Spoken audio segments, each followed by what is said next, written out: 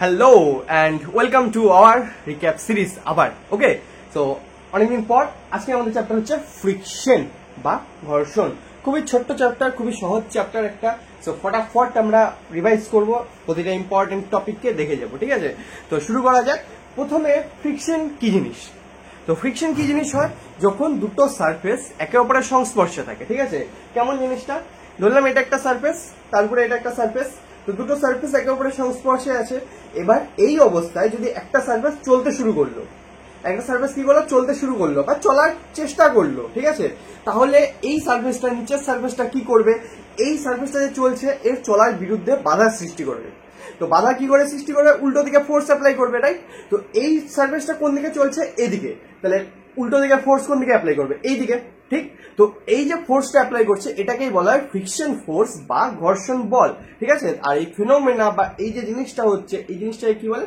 Friction বা ঘর্ষণ বলে। যে একটা সারফেস তার উপরে আরেকটা সারফেস, এবার একটা সারফেস যদি চলতে শুরু করে তাহলে নিচের সারফেসটা বা আরেকটা যে সারফেস, অপর সারফেস, এই সারফেসের চলার বিরুদ্ধে বা গতির বিরুদ্ধে বাধা সৃষ্টি করবে, ঠিক আছে? কিরকম জিনিসটা? বললাম এটা একটা সারফেস,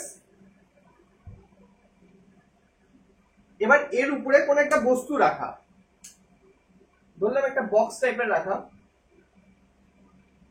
এরকম করে রাখা। তাহলে এই যে এখানে যে এটা কন্ট্যাক্টটা হচ্ছে, এখানে দুটো সারফেস আছে, নিচের দিকের সারফেস আর উপরের দিকের।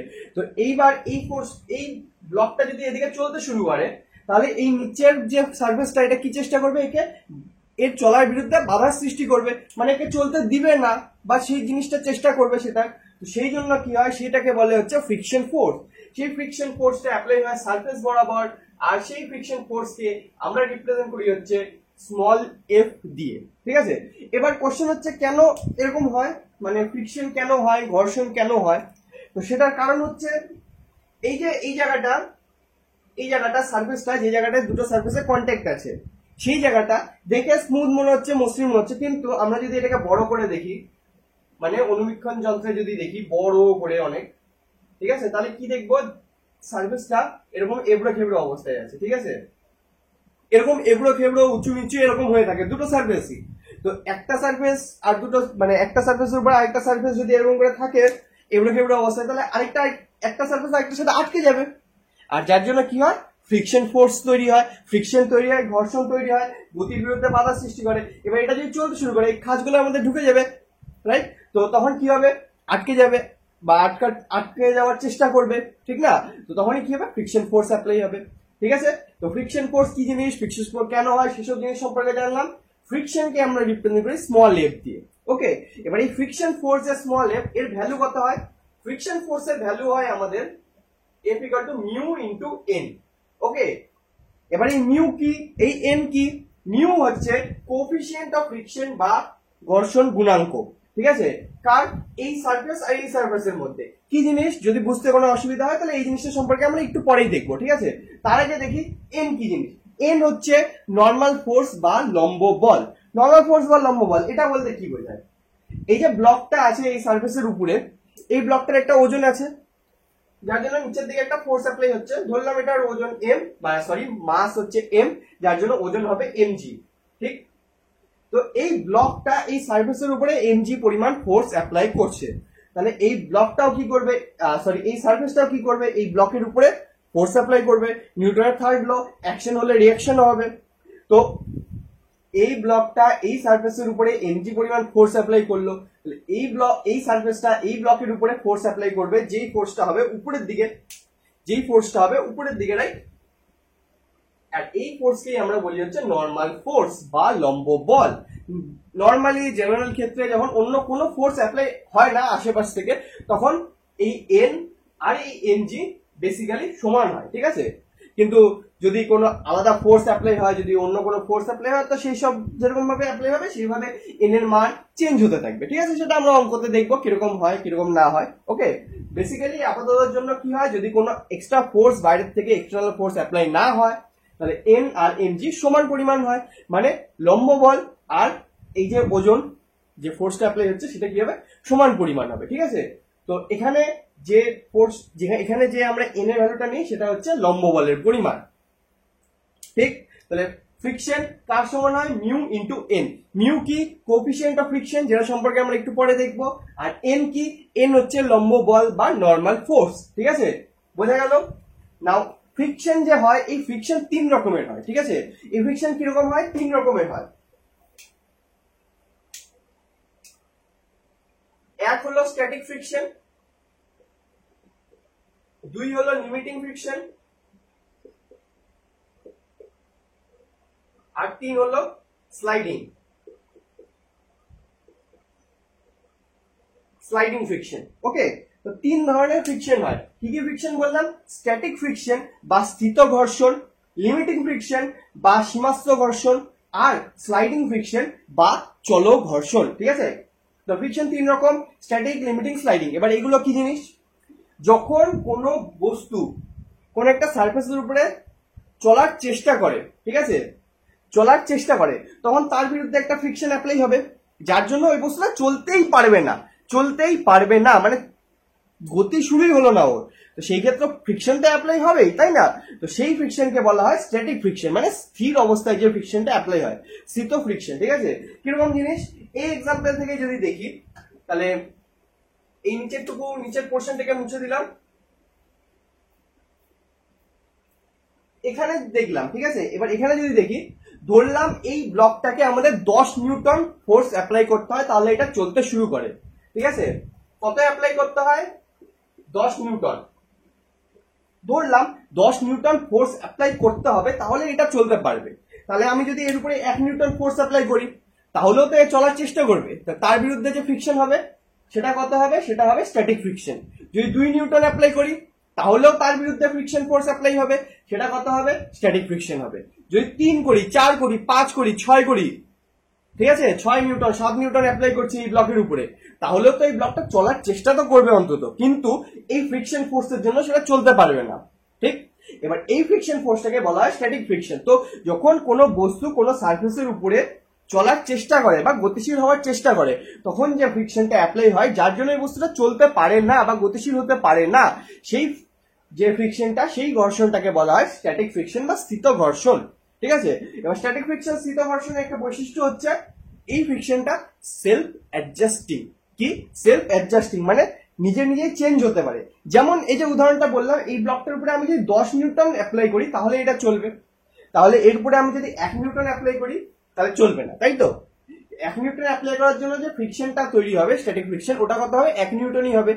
ওই জন্য এই পাশের আর এই পাশেরটা সমান, চলতে পারবে না। যদি এই পাশেরটা বেশি হতো, তাহলে এদিকে চলতে শুরু করে দিত, তাই না? তো 1 নিউটন অ্যাপ্লাই করলাম, স্ট্যাটিক ফ্রিকশন কত হলো? 1 হলো। 2 নিউটন অ্যাপ্লাই করলে স্ট্যাটিক ফ্রিকশন অটোমেটিক 2 নিউটন হয়ে যাবে। 3, 4, 5, স্ট্যাটিক ফ্রিকশন অটোমেটিক 3, 4, 5 হয়ে যাবে। তো স্ট্যাটিক ফ্রিকশন কি হয়? সেলফ অ্যাডজাস্টিং হয়, নিজে নিজে অটোমেটিক নিজের মান চেঞ্জ করতে পারে। হলো, এই হলো স্ট্যাটিক ফ্রিকশনের কথা। এবার যদি আসি লিমিটিং ফ্রিকশন। লিমিটিং ফ্রিকশন কি? মানে স্ট্যাটিক ফ্রিকশনের যে ম্যাক্সিমাম মান, সেটাকে বলা হয় লিমিটিং ফ্রিকশন। মানে ম্যাক্সিমাম যত দূর অবধি স্ট্যাটিক ফ্রিকশন অ্যাপ্লাই হতে পারে, সেটাকে কি বলে? Limiting friction. যেমন কি, এর উপরে 10 নিউটন ফোর্স অ্যাপ্লাই করলেই এটা চলতে শুরু করে। 10 থেকে যদি আমি একটু কম করি, 9.9 নিউটন, 9.9 নিউটন যদি আমি ফোর্স অ্যাপ্লাই করি, তাহলে কি হবে? এটা স্থির অবস্থায় থাকবে। কিন্তু হচ্ছে আর একটু বেশি, মানে হচ্ছে আর একটু আগালাম, তাহলে কি হবে? চলতে শুরু করে দিল। তাহলে ওই যে যত দূর অব্দি স্থির অবস্থায় থাকলো, 9.9 নিউটন অব্দি যে স্থির অবস্থায় থাকলো, ওটাই কি হবে? লিমিটিং ফ্রিকশন হবে। মানে স্ট্যাটিক ফ্রিকশনের যে ম্যাক্সিমাম মান হয়, সেটাকে কি বলে? লিমিটিং ফ্রিকশন বলে। ঠিক আছে, তো বেসিক্যালি ফ্রিকশন দুটাই হয়, তার মধ্যে স্ট্যাটিকেরই একটা ম্যাক্সিমাম মানকে বলা হয় লিমিটিং ফ্রিকশন। ঠিক আছে, তো আরো একটা উদাহরণ ধরলাম, 10 নিউটনের থেকে বেশি অ্যাপ্লাই করলে এটা ব্লকটা চলতে পারে। 10 নিউটন অ্যাপ্লাই করলে চলবে না, 10-এর থেকে বেশি করলে, মানে 10.1 বা 10.001 অ্যাপ্লাই করলেও এটা কি হয়ে যাবে? চলতে শুরু করে দেবে। ঠিক আছে, তো 10 নিউটন অ্যাপ্লাই করা অবধি ওটা চলছে না, 10-এর থেকে বেশি করলেই চলতে শুরু করে দিবে, তখন আর ওটা স্ট্যাটিক ফ্রিকশন হবে না। 10 নিউটন অবধি যখন আমি অ্যাপ্লাই করছি, ততক্ষণ ওটা কি থাকবে? স্ট্যাটিকের মধ্যে থাকবে। তো ওইটা কি হচ্ছে? ম্যাক্সিমাম মান হচ্ছে 10 নিউটন। কি হচ্ছে? স্ট্যাটিক ফ্রিকশনের ম্যাক্সিমাম মান হচ্ছে। ওই ফ্রিকশনকে কি বলা হয়? লিমিটিং ফ্রিকশন বলা হয়। ঠিক আছে, লিমিটিং ফ্রিকশন এই জিনিসটাই স্ট্যাটিক ফ্রিকশনের ম্যাক্সিমাম মানকে বলা হয়। তারপর আসে হচ্ছে আমাদের স্লাইডিং ফ্রিকশন বা চল ঘর্ষণ। এই ব্লকটার উপরে ধরলাম 11 নিউটন আমি ফোর্স অ্যাপ্লাই করছি। ঠিক আছে, কত? 11 নিউটন। তো 10-এর থেকে বেশি অ্যাপ্লাই করলে তো চলতে শুরু করতে, 11 অ্যাপ্লাই করছি তাহলে এটা চলবে। এই চলাকালীন তো এর উপরে ফ্রিকশন অ্যাপ্লাই হবে। এই ব্লকটা যখন চলছে, তখনও তো ফ্রিকশন অ্যাপ্লাই হবে, রাইট? তখনও ফ্রিকশন অ্যাপ্লাই হবে। তখন যে ফ্রিকশনটা অ্যাপ্লাই হবে সেই ফ্রিকশনটাকে বলা হয় স্লাইডিং ফ্রিকশন বা চলঘর্ষণ। মানে কোনো একটা বস্তু বা সারফেস অপর একটা সারফেসের উপরে সংস্পর্শে থেকে যদি চলতে শুরু করে তাহলে যে ফ্রিকশন বা ঘর্ষণ অ্যাপ্লাই হয় সেটাকে কি বলা হয়? স্লাইডিং বা চলঘর্ষণ। ঠিক আছে? স্ট্যাটিক কি? গতিশীল হওয়ার চেষ্টা করে কিন্তু হতে পারে না, সেই ক্ষেত্রে যে ফ্রিকশন অ্যাপ্লাই হয় সেটা স্ট্যাটিক। যদি চলতে শুরু করে দেয়, গতিশীল হয়, তো সেই ক্ষেত্রে যে ফ্রিকশন অ্যাপ্লাই হয় সেটাকে কি বলে? সেটাকে বলে স্লাইডিং। আর স্ট্যাটিক্যাল ম্যাক্সিমাম মান যতদূর অব্দি স্ট্যাটিক থাকতে পারে, ম্যাক্সিমাম হাইয়েস্ট, সেটা হচ্ছে লিমিটিং ফ্রিকশন। ঠিক আছে? এবার এই তিনটের মধ্যে একটা গ্রাফ থাকে। গ্রাফটা কিরকম একবার ড্র করি। এদিকে হচ্ছে কতটা ফোর্স অ্যাপ্লাই করছে, এদিকে একটি ফ্রিকশন। ঠিক আছে? তো ফার্স্টে যেহেতু স্ট্যাটিক ফ্রিকশন সেলফ অ্যাডজাস্টিং, মানে 1 নিউটন অ্যাপ্লাই করবো তো ফ্রিকশনে 1 হবে, 2 করলে 2 হবে, 3 করলে 3 হবে। তো কিরকম হবে গ্রাফের দাগ? কেমন হবে? লাইন এরকম টাইপের, ঠিক 45 ডিগ্রি অ্যাঙ্গেলে স্ট্রেট লাইন। এইবার লিমিটিং ফ্রিকশন ধরলাম, এখানে উঠে লিমিটিং ফ্রিকশন হয়ে গেল। ঠিক আছে? এত ফোর্স অ্যাপ্লাই করার জন্য যে ফ্রিকশন অ্যাপ্লাই হচ্ছে সেটা কি? Limiting friction. ওকে, এরপরে যদি আরো বেশি ফোর্স আমি আগাই, ফোর্স যদি আরো বেশি অ্যাপ্লাই করি, তাহলে ফ্রিকশন কি হবে? স্লাইডিং এ ঢুকে যাবে। স্লাইডিং এর ক্ষেত্রে কি হয়? লিমিটিং ফ্রিকশনের থেকে মান একটু কম হয়, তারপর স্ট্রেট লাইন হয়ে যায়। মানে কিরকম? 1 নিউটন অ্যাপ্লাই করলাম, ফ্রিকশন 1 নিউটন হলো। 2 নিউটন অ্যাপ্লাই করলাম, ফ্রিকশন 2 নিউটন হলো। 3 করলাম, 3 হলো। এখানে 10 অ্যাপ্লাই করলাম তো ফ্রিকশন 10 হলো। এটাই কি? Limiting friction. এরপর যদি আমি 11 নিউটন অ্যাপ্লাই করি তাহলে ফ্রিকশন ফোর্স কি হবে? একটু কমে যাবে। ধরলাম 9 নিউটন হয়ে গেল, 9 নিউটন হয়ে গেল। ঠিক আছে? তারপরে যদি আমি 12 অ্যাপ্লাই করি, force 12 Newton, 13 Newton, 14 Newton, friction কি থাকবে? 9 নিউটনে স্থির হয়ে থাকবে। ঠিক আছে? 9 নিউটনে স্থির হয়ে থাকবে। তো এই হলো গ্রাফটা। এইটুকু অংশ কি? স্ট্যাটিক ফ্রিকশনের পার্ট। এইটুকু পার্ট কি? এইটুকু পার্ট কি? স্ট্যাটিক। এইটা কি? লিমিটিং। আর এইটুকু পার্ট কি? স্লাইডিং। চলতে শুরু করলে ফ্রিকশনের ভ্যালু কনস্ট্যান্ট হয়ে যায়। ঠিক আছে? তো এই হলো 3 টাইপের ফ্রিকশন। এরপরে আমাদের টপিক আসে হচ্ছে লজ অফ ফ্রিকশন। ফ্রিকশন, এই যে ফ্রিকশনটা অ্যাপ্লাই হচ্ছে এর কিছু নিয়ম থাকে না? এমনি তো ফ্রিকশন যেখানে সেখানে অ্যাপ্লাই হতে পারে না, কিছু নিয়ম থাকে এর। তো প্রথম নিয়ম কি? প্রথম নিয়ম হচ্ছে সংস্পর্শে থাকা দুটি তলের মধ্যে ঘর্ষণ আপেক্ষিক গতির বিরুদ্ধে বাধা দেওয়ার চেষ্টা করে। ঠিক আছে? আপেক্ষিক গতি বলতে কি? এইটা আর এইটার সাপেক্ষে এটা চলতে শুরু করলো বা এটার সাপেক্ষে এটা চলতে শুরু করলো, তাহলেই সেটা আপেক্ষিক হবে। একজনের সাপেক্ষে আরেকজন যদি চলতে শুরু করে তাহলেই সেটা কি হয়? আপেক্ষিক গতি হয়। আর সেই আপেক্ষিক গতির বিরুদ্ধে ফ্রিকশন অ্যাপ্লাই হয়। এবার যদি গোটা সিস্টেমটাই, মানে এই সার্ফেসটা আর এই ব্লকটা গোটাটাই চলতে শুরু করলো, তাহলে তো এদের মাঝে ফ্রিকশন অ্যাপ্লাই হবে না। এইভাবে আছে। এবার এটা যদি চলতে শুরু করে তাহলেই ফ্রিকশন হবে। এবার দুটাই যদি চলতে শুরু করে তাহলে তো ফ্রিকশন হবে না, না? সেই জিনিসটাই বলছে প্রথম নিয়ম। ঠিক আছে? আর কি হয়? ভূমির সমান্তরালে অ্যাপ্লাই হয়, যে সংস্পর্শ তল থাকে তার সমান্তরালে অ্যাপ্লাই হয়, যেরকম কি এখানে দেখালাম এই সারফেস বরাবর অ্যাপ্লাই হবে। ঠিক আছে? 2 নাম্বার কি? 2 নাম্বার সংস্পর্শে থাকা দুটি তলের মধ্যে যে সীমাস্থ ঘর্ষণ বা চল ঘর্ষণ লম্ব বলের সমানুপাতিক। ঠিক আছে? তার মানে কি? তার মানে হচ্ছে এই যে ফ্রিকশনটা অ্যাপ্লাই হচ্ছে, এই ফ্রিকশনটা এই যে লম্ব বল, এই লম্ব বলের সমানুপাতিক হয়।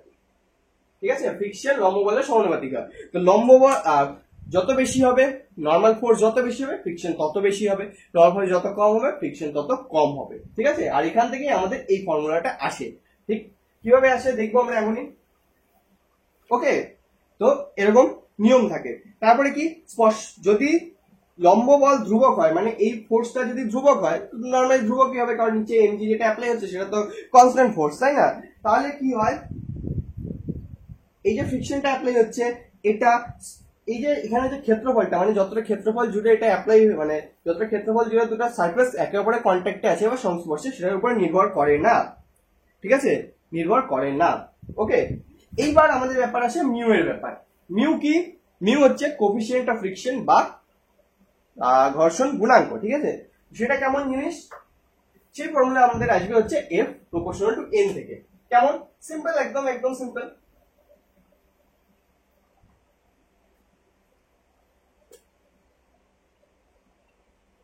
আমরা এখন কি লিখলাম? এ প্রপোর্শনাল টু এন হয়, রাইট? এটা ল, এটা একটা নিয়ম, এটা একটা সূত্র, ঠিক আছে? এবার প্রপোর্শনাল সাইনকে সরালে কি আসে? একটা কনস্ট্যান্ট, ওই কনস্ট্যান্টের নামই হচ্ছে মিউ। তাহলে মিউ ইকুয়াল টু আমরা কি লিখতে পারি? F by N. তো কোফিশিয়েন্ট অফ ফ্রিকশন বা ঘর্ষণ গুণাঙ্ক কাকে বলে যদি ডেফিনেশন বলতে বলা হয়, তাহলে আমরা কি বলবো? ডেফিনেশন হবে সংস্পর্শে থাকা দুটি তলের মধ্যে যে পরিমাণ ফ্রিকশন বা ঘর্ষণ অ্যাপ্লাই হচ্ছে আর যে লম্ব বলের পরিমাণ, সে দুটোর অনুপাতকে কি বলে? Coefficient of friction. ঠিক, মানে সংস্পর্শে থাকা দুটি তলের মধ্যে যে ফ্রিকশন অ্যাপ্লাই হচ্ছে, সে ফ্রিকশন বাই ওখানে যে লম্ব বল অ্যাপ্লাই হচ্ছে ওই তলের উপরে, সেই লম্ব বলের যে অনুপাত বেরোলো ফ্রিকশন বাই লম্ব বল, সেটাই কি হয়? Coefficient of friction. ঠিক আছে, তো ভালো ডেফিনেশন কি লেখা আছে এখানে? সংস্পর্শে থাকা দুটি তলের মধ্যে সীমাস্থ ঘর্ষণ ও লম্ব বলের অনুপাতকে ঘর্ষণ গুণাঙ্ক বলে। ঠিক আছে, এটাই ঘর্ষণ গুণাঙ্ক, এটাই মিউ এর মান। এই মিউ এর মান প্রতিটা সার্ফেসের ক্ষেত্রে আলাদা আলাদা হয়, সেটা দেওয়া থাকবে কোশ্চেনে, বা সেটাই হয়তো বের করতে বলবে বাকি সবকিছু দিয়ে। ঠিক আছে, তো মিউ এর মান কি? ফ্রিকশন বাই লম্ব বল। ওকে, নাও এরপরে আমাদের কনসেপ্ট আছে একটু আলাদা, সেটা হচ্ছে অ্যাঙ্গেল অফ ফ্রিকশন আর angle of repose. Angle of friction বাংলায় বললে ঘর্ষণ কোণ, অ্যাঙ্গেল অফ রিপোজ বললে কি আসে বাংলায়? নতি কোণ। ঠিক আছে, তো একটা একটা করে দেখবো। ফার্স্টে হচ্ছে অ্যাঙ্গেল অফ ফ্রিকশন বা ঘর্ষণ কোণ। কি জিনিস হয়?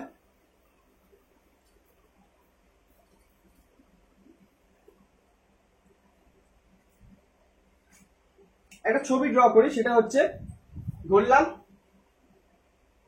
এই পয়েন্টের উপরে যা কিছু হচ্ছে, যা কিছু ফোর্স অ্যাপ্লাই হচ্ছে, এই পয়েন্টের উপরের দিকে কি হবে? লম্ব বল অ্যাপ্লাই হবে। এই পয়েন্টের এদিকে কি হবে? ফ্রিকশন অ্যাপ্লাই হবে, রাইট? তো এই ফ্রিকশন আর এই লম্ব বল, এই দুটোর যে রেজাল্টেন্ট হয়, সেই রেজাল্টেন্টটা কি বরাবর হবে? সেই রেজাল্টেন্টটা এই বরাবর হবে, রাইট? তো রেজাল্টেন্টটা ড্র করি, কেমন হবে?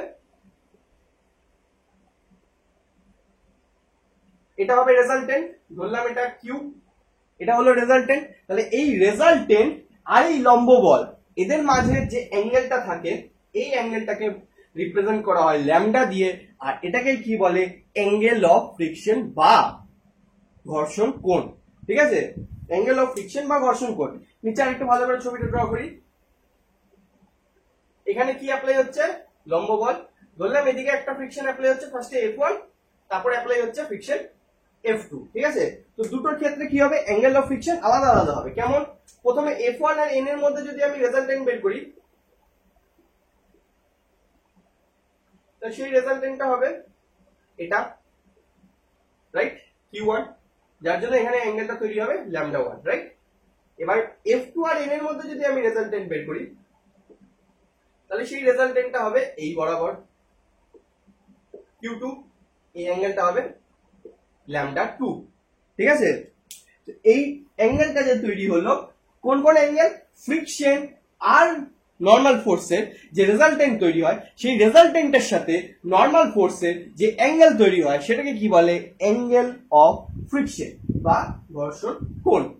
ঠিক আছে, এবার মিউ এর সাথে, মিউ কি? মিউ হচ্ছে কোফিশিয়েন্ট অফ ফ্রিকশন, যেটা এই চ্যাপ্টারে সবচেয়ে বেশি ইম্পর্টেন্ট, সব জায়গাতে এই মিউ জিনিস তো থাকবে। ওকে, তো মিউ এর সাথে এই ল্যামডার একটা সম্পর্ক থাকে। কি সম্পর্ক? মিউ ইকুয়াল টু আমরা লিখতে পারি tan lambda. Mu equal two আমরা কি লিখতে পারি? Tan lambda. ঠিক আছে, মিউ এর ভ্যালু কার সমান হয়? ট্যান ল্যামডা সমান হয়। ঠিক আছে, এবারে কিউ এর ভ্যালু মানে রেজাল্টেন্টের যে ভ্যালু, সেই রেজাল্টেন্টের ভ্যালুর সাথে মিউ এর একটা সম্পর্ক থাকে। কেমন সম্পর্ক? কিউ মানে রেজাল্টেন্ট যে বেরোলো, সেই রেজাল্টেন্ট ইজ ইকুয়াল টু হয় N into √1 plus mu square. তো এটা একটা ফর্মুলা যেটা মনে রাখতে হবে। রেজাল্টেন্ট যেটা বেরোয় মানে ফ্রিকশন আর যে লম্ব ফোর্স, এদের মাঝে যে রেজাল্টেন্ট বেরোয় কিউ, সেই কিউ এর ভ্যালু কত হয়? এই মিউ এর সাথে কি সম্পর্ক?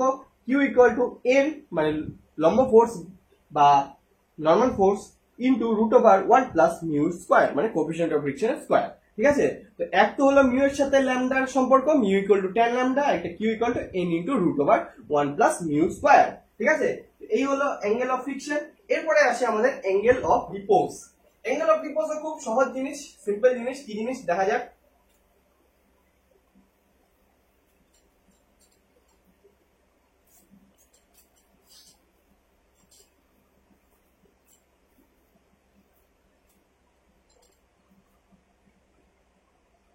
এখানে একটা ইনক্লাইন্ড প্লেন আমি ড্র করলাম, মানে একটা নততল। ঠিক আছে? যার অ্যাঙ্গেল হচ্ছে এখানে থিটা।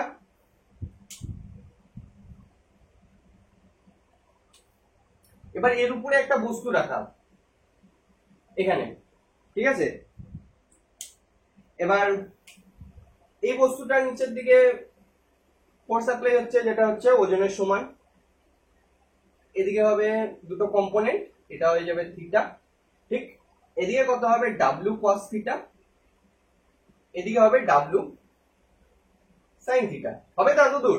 আর এদিকে কি হবে? এন হবে নর্মাল ফোর্স, যেটা নর্মাল ফোর্স কার সমান হবে? ডাব্লিউ কস থিটার সমান হবে। এবার একটু চেঞ্জ হয়ে গেল, রাইট?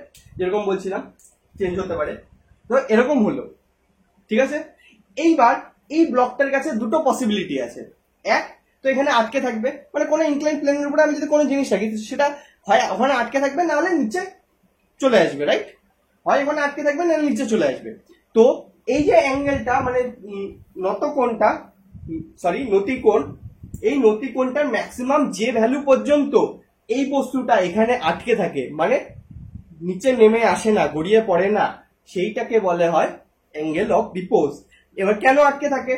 কারণ এই যে এটা একটা সারফেস, এটা একটা সারফেস, এদের মাঝে কি হবে? ফ্রিকশন অ্যাপ্লাই হবে। বস্তুটা আসার চেষ্টা করছে নিচে, ফোর্সটা অ্যাপ্লাই হচ্ছে নিচের দিকে, W sine theta. Friction apply হবে কোন দিকে? ফ্রিকশন অ্যাপ্লাই হবে নিচের দিকে। এই ফ্রিকশন আর এই ডাব্লিউ সাইন থিটা যতক্ষণ সমান হবে ততক্ষণ কি হবে? এই বস্তুটা এখানে স্থির অবস্থায় থাকবে, রাইট? স্থির অবস্থায় থাকবে। তো কতক্ষণ সমান হবে সেটা কার উপরে নির্ভর করে? সেটা নির্ভর করে থিটার উপরে। সেটা নির্ভর করে থিটা। দেখা গেল থিটা অনেক বেশি, তাহলে তো আটকে থাকবে না, পড়ে যাবে। যদি 90 ডিগ্রিতেই থাকে, এরকম করে থাকে, তাহলে এখানে রাখি তো সোজা চলে আসবে, রাইট?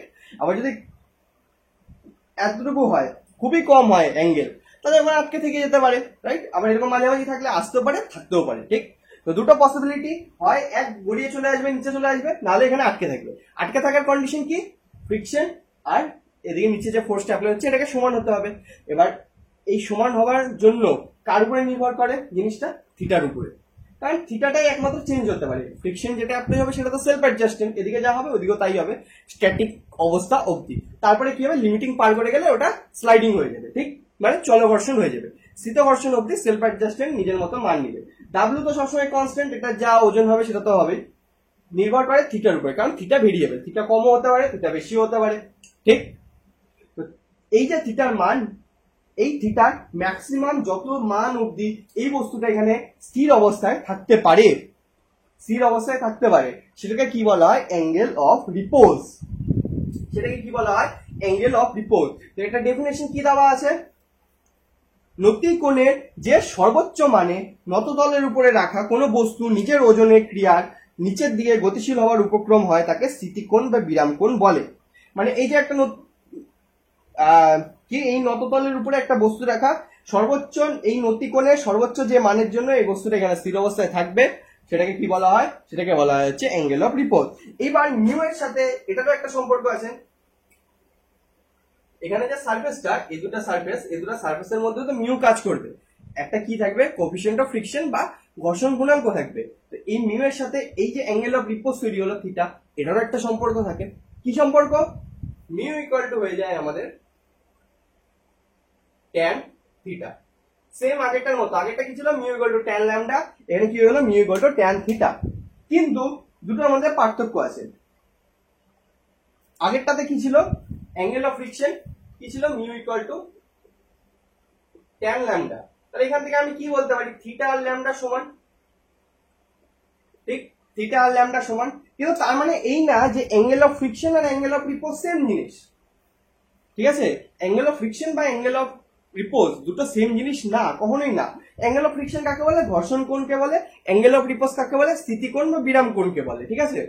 এই দুটো জিনিস কখনো এক না, দুটোর ভ্যালু সমান হতে পারে। যেমন ধরলাম আমার বয়স 50, আমার ওজনও 50, ঠিক আছে? তো দুটো সংখ্যা সেম, 50 আর 50, 50 আর 50, কিন্তু তার মানে এই না যে দুটো জিনিস সেম। ওজন একটা আলাদা জিনিস আর বয়স একটা আলাদা জিনিস, ওরকমই ঘর্ষণ কোণ একটা আলাদা জিনিস আর স্মৃতিকোণ বা বিরাম কোণ যেটা অ্যাঙ্গেল অফ রিপোজ সেটা একটা আলাদা জিনিস। দুটোর যে ভ্যালুটা আছে সেটা সমান আসতে পারে, কিন্তু দুটো আলাদা আলাদা জিনিস, ঠিক আছে? তো এই জিনিসটা ক্লিয়ার রাখতে হবে মাথার মধ্যে। ওকে, এই হলো অ্যাঙ্গেল অফ রিপোজের কনসেপ্ট। এরপরে আসে হচ্ছে এই জিনিসই, এইখানে এই বস্তুটা দুটো যে পসিবিলিটি বললাম, এক ওখানে স্থির থাকার, এক নিচে নেমে আসা, ঠিক আছে? তো এই বস্তুটাকে আমি যদি এখানে স্থির রাখতে চাই তাহলে সেই ক্ষেত্রেও দুটো পসিবিলিটি আমাদের কাছে থাকে। কিরকম দেখা যাক।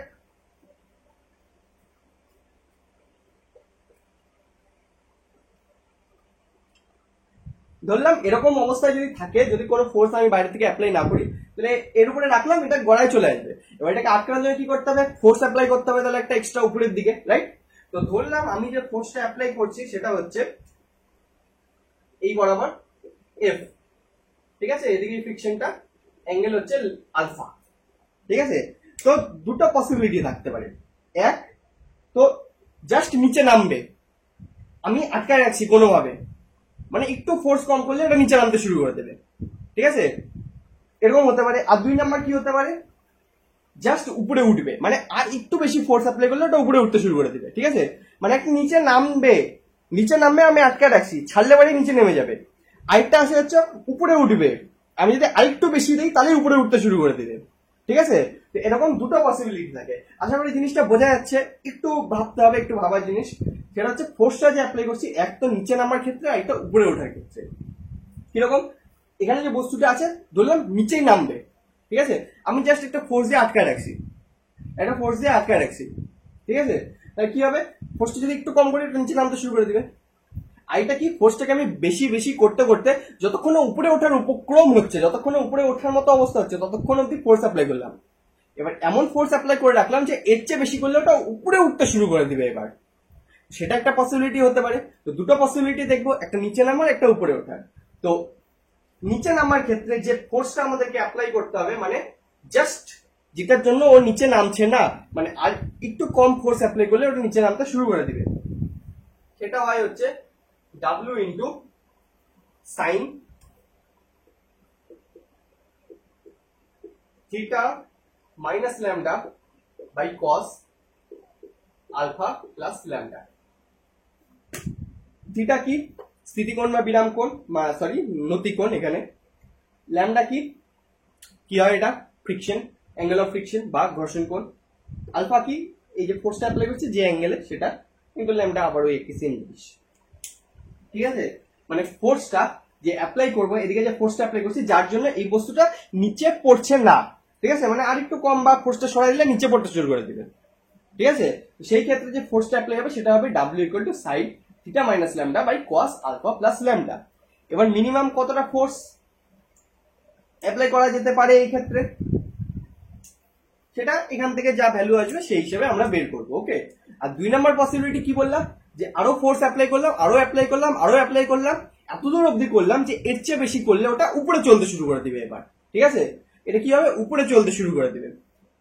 তো সেই ক্ষেত্রে যে ফোর্সটা আমরা অ্যাপ্লাই করব, সেই ফোর্সের ভ্যালু কত হয়?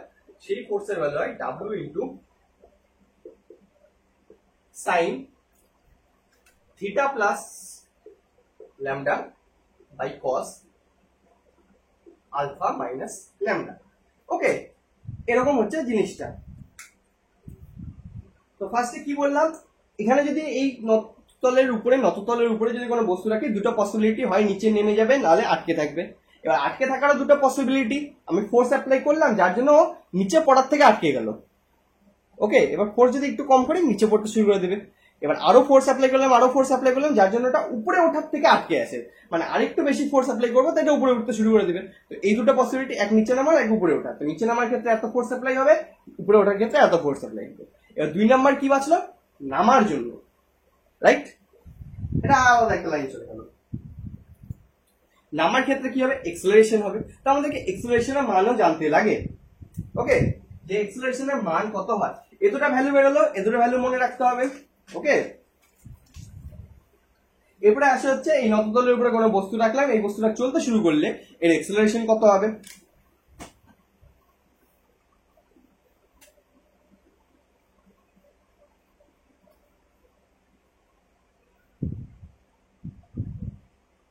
ফোর্সটার দরকার নেই আমাদের, কারণ এবার তো ফোর্স অ্যাপ্লাই করবো না, তার জন্য ও নিচে চলতে শুরু করে দেবে অটোমেটিক। তো ডাব্লিউ অ্যাপ্লাই হচ্ছে W cos theta, W sine theta, friction উল্টো দিকে, উপরের দিকে নর্মাল ফোর্স, আর মিউ তো আছেই, ঠিক আছে।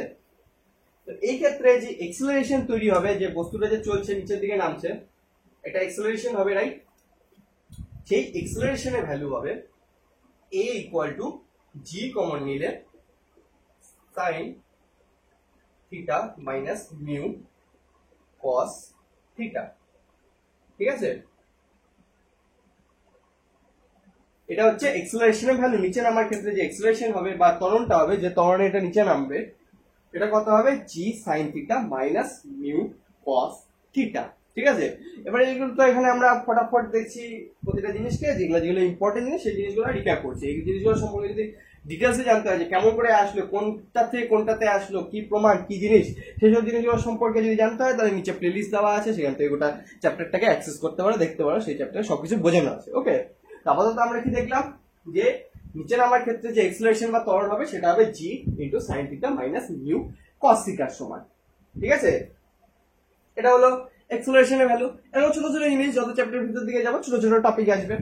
ওকে, এরপরে আসে হচ্ছে আমাদের রোলিং ফ্রিকশন বা আবর্ত ঘর্ষণ। এতক্ষণ অব্দি আমরা যা দেখছিলাম সব ছিল চল ঘর্ষণ, সব ছিল কি চল ঘর্ষণ, ঠিক আছে। আর এটা হচ্ছে এবার দেখবো আমরা হচ্ছে আবর্ত ঘর্ষণ বা রোলিং ফ্রিকশন।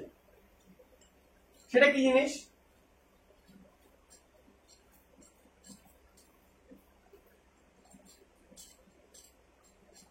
কোন বস্তু যদি কোন সারফেসের উপরে আবর্তন করে, মানে রোটেশন করে বা গোল গোল ঘোরে, রোল হয়, তাহলে কি হবে?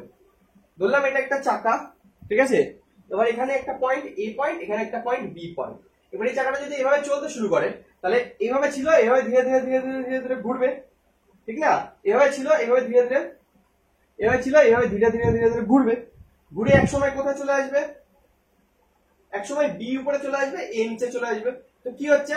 সারফেসের সাথে, নিচের সারফেসের সাথে উপরের সারফেসের যে কন্ট্যাক্ট জায়গাটা, এখানে বি পয়েন্টের সাথে কন্ট্যাক্ট ছিল, এখানে এ পয়েন্টের সাথে কন্ট্যাক্ট হলো, তো সেটা সবসময় চেঞ্জ হয়ে যাচ্ছে, রাইট?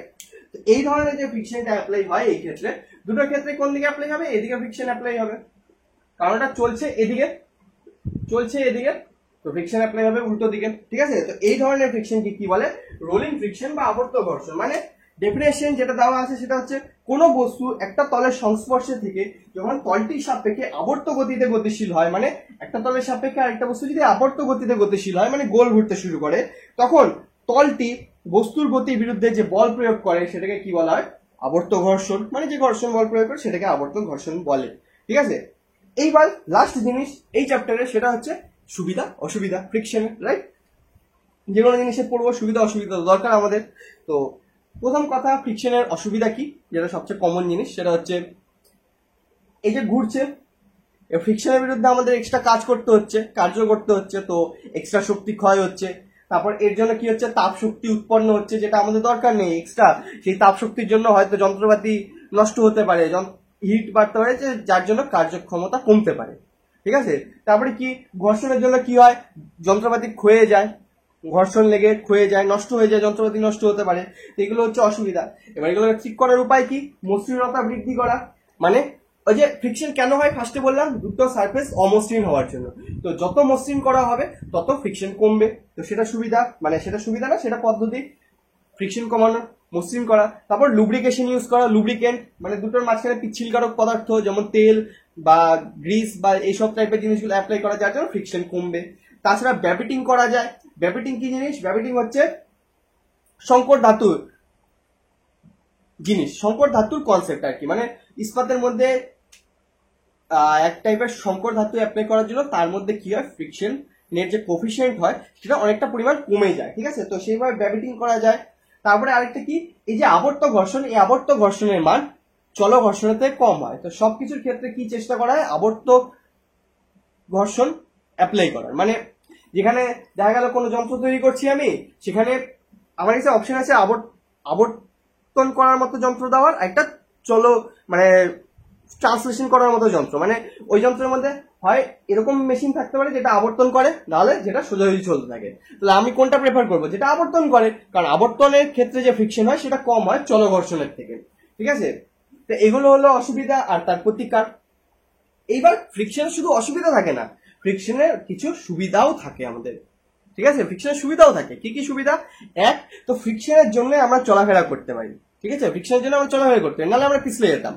ফ্রিকশনের জন্য আমি কোনো কিছু ধরতে পারি, এই যে পেনটা ধরে আছি ফ্রিকশনের জন্য, ফ্রিকশন অ্যাপ্লাই হচ্ছে জন্য এটা পিছলে পড়ে যাচ্ছে না নিচে। ঠিক আছে, ফ্রিকশনের জন্য। তারপর গাছ মাটিতে আটকে আছে, শিকড় যে মাটিকে জড়িয়ে ধরে আছে, সেটা কি কি জন্য গাছটা দাঁড়িয়ে আছে? ফ্রিকশনের জন্য। শিকড় মাটির মধ্যে ঢুকে আছে, মাটি আর শিকড়ের যে সারফেস আছে তাদের মধ্যে কি হচ্ছে? ফ্রিকশন হচ্ছে, যার জন্য গাছটা দাঁড়িয়ে থাকতে পারছে। এরকম অনেক ধরনের সুবিধাও আছে ফ্রিকশনের। ওকে, এই হলো টোটাল ওভারঅল ফ্রিকশন চ্যাপ্টার। আশা করি বোঝা গেল গোটা চ্যাপ্টারে আমরা শর্টকাটে রিক্যাপ করলাম একবারে, যা যা ইম্পর্টেন্ট জিনিস, ইম্পর্টেন্ট কনসেপ্ট, ইম্পর্টেন্ট টপিক সবকিছু সম্পর্কে দেখলাম। ওকে, তো আশা করি বোঝা গেল জিনিসটা। ফ্রিকশনের রিক্যাপ ছিল এটা। সো বোঝা গেলে লাইক, শেয়ার, সাবস্ক্রাইব। সো আজকের জন্য এটুকুই, এরপরে দেখা হচ্ছে অঙ্কের সাথে। সো দেখা হচ্ছে নেক্সট দিন, নেক্সট সেশন। ওকে, টাটা।